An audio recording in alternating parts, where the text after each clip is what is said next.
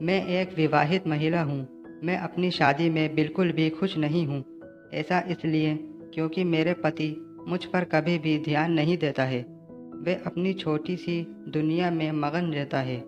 मैं उनका साथ पाने के लिए हर दिन भीख मांगती रहती हूँ।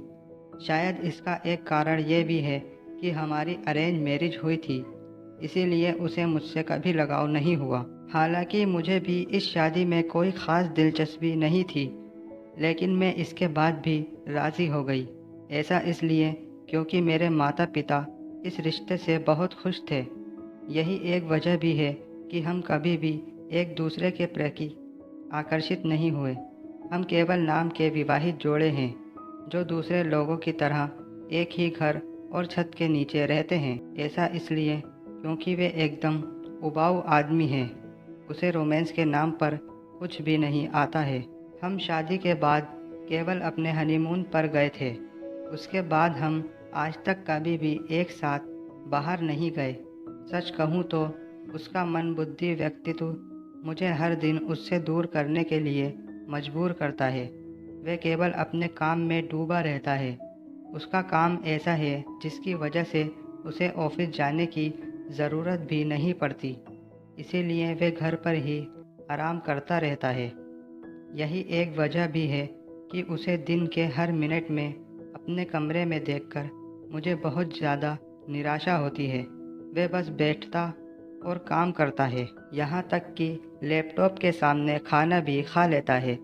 वह एकदम आलसी और सुस्त है। उसे केवल एक चीज़ पसंद है, वह है घर में बंद रहना। ऐसा नहीं है कि हमने इस बारे में बात करने की कोशिश की, लेकिन इसका कोई फ़ायदा नहीं हुआ।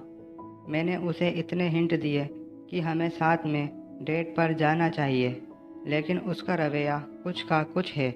पर मेरी निगाहें मेरे पति को नहीं, बल्कि कमरे से बाहर मेरे देवर को ढूंढती रहती हैं। दरअसल मेरा देवर बेहद हैंडसम, यंग और फिट है। उसका अंदाज अपने बड़े भाई के बिल्कुल अलग है। मुझे कभी कभी आश्चर्य भी होता है कि इन दोनों भाइयों के बीच इतना गहरा अंतर कैसे हो सकता है। मेरा देवर बहुत ही समझदार और बहुत ही सामाजिक है। वह बाहर जाना पसंद करता है। वह अक्सर अपने दोस्तों के साथ घूमने का प्लान बनाता है। यही नहीं, वह जब भी काम पर जाता है तो इतना अट्रैक्टिव लगता है कि मैं खुद को उसकी तरफ आकर्षित होने से रोक नहीं पाती हूँ। हालांकि मैं मानती हूँ कि यह सब बहुत गलत है, लेकिन जब आपके पास एक ऐसा पति होता है जो आप पर बिल्कुल ध्यान नहीं देता, तो आपका ध्यान किसी दूसरे व्यक्ति पर जाना लाजमी है। मैं आपसे छिपाना नहीं चाहती, मुझे अपने देवर से प्यार हो गया है। उसमें वह सब कुछ है जो मैं अपने जीवन साथी से चाहती थी। हमारे मिजाज पूरी तरह से मेल खाते हैं। वह मेरे साथ हंसता है, मजाक करता है और यहाँ तक कि मेरे पति को मुझे यात्रा पर ले जाने के बारे में भी बोलता रहता है। लेकिन इसके बाद भी उस पर इन बातों का कोई असर नहीं होता। यह सब चल ही रहा था कि करवा चौथ नज़दीक आ गया। ऐसे में मुझे अच्छे से पता था कि मेरे मन में किस आदमी के लिए भावनाएं हैं। वह मेरा पति तो बिल्कुल नहीं था। ऐसे में मैंने उसके लिए करवा चौथ का व्रत भी नहीं किया। मैंने पूरे दिन उपवास रखा और जब उपवास तोड़ने का समय आया तो मैंने झूठ बोला कि गलती से मेरी आँख में कुछ चला गया। इस दौरान मैंने अपने पति के चेहरे की ओर देखने से परहेज़ किया। मैंने चतुराई से पहले अपने देवर की तरफ देखा, फिर चांद को देखने के बाद मैंने अपना व्रत खोल लिया। हालांकि किसी को भी इस बात का एहसास नहीं हुआ कि मैंने किसके लिए करवा चौथ का व्रत रखा।